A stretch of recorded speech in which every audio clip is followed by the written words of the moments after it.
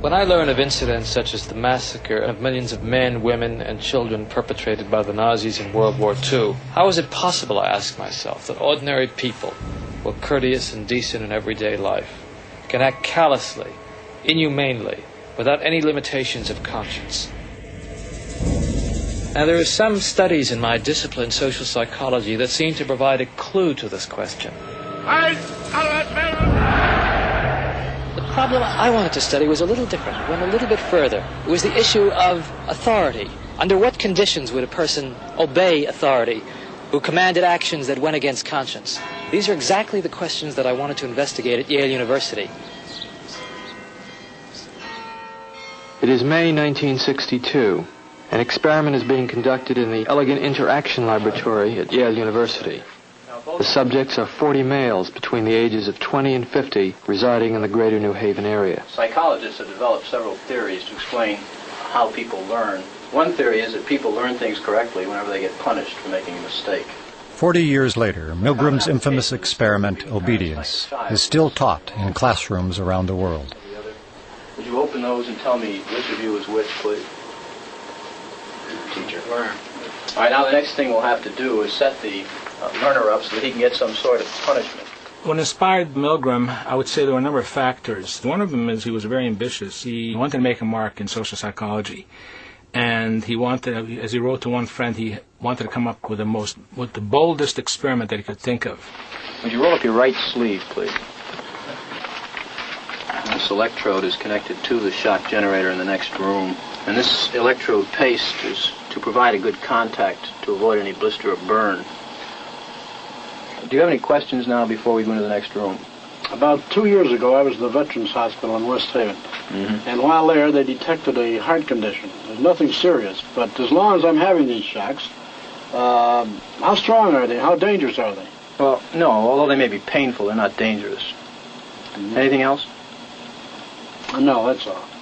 All right, teacher, would you take the test and be seated in front of the shock generator, please, in the next room? But the experiment was rigged.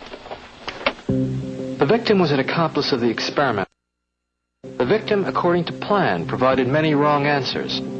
His verbal responses were standardized on tape, and each protest was coordinated to a particular voltage level on the shock generator. Now, as teacher, you were seated in front of this impressive-looking instrument, the shock generator.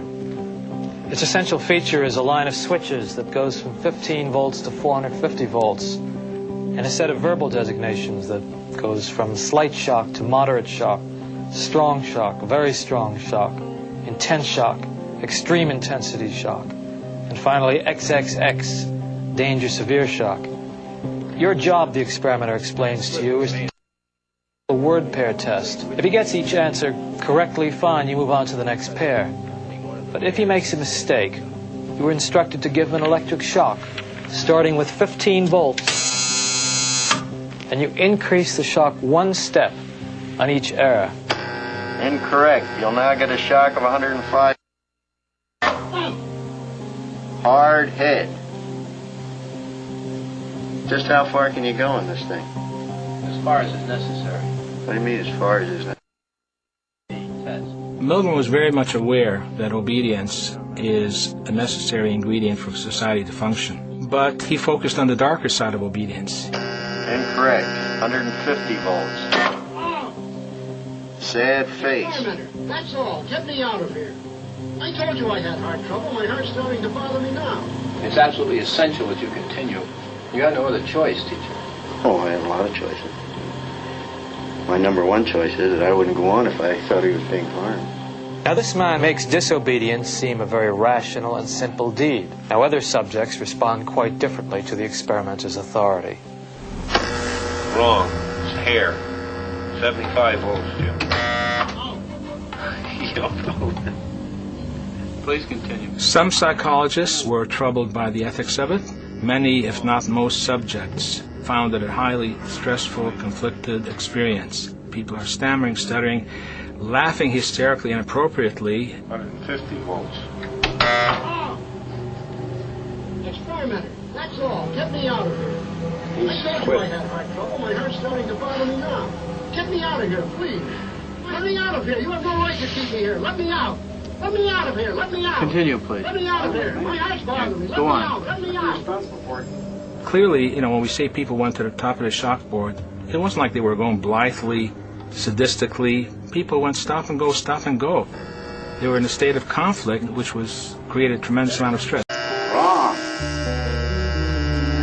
I'm up to 180 volts. Please continue, teacher. 180 volts. I can't stand the pain. Let me out of here. Can't stand it. I'm not going to kill that man there. According to Milgram, one of the things that's a prerequisite for carrying out acts that are evil is to shed responsibility from your shoulders and hand it over to the person in charge. I mean, who's going to take the responsibility if anything happens to that gentleman? I'm responsible for anything that happens here. Continue, please. All right, next one, slow. He didn't hold any gun to anybody's head. Just the fact that he conveyed a sense of authority. Roughly 60-65% of the people went all the way to the top of the shock board. 450 volts. That's it. Now continue using the last switch on the board, please. The 450 switch for each wrong answer. Continue, please. I'm not getting no answer. Don't the man's health mean anything? Whether the learner likes it or not, we But must... he might be dead in there.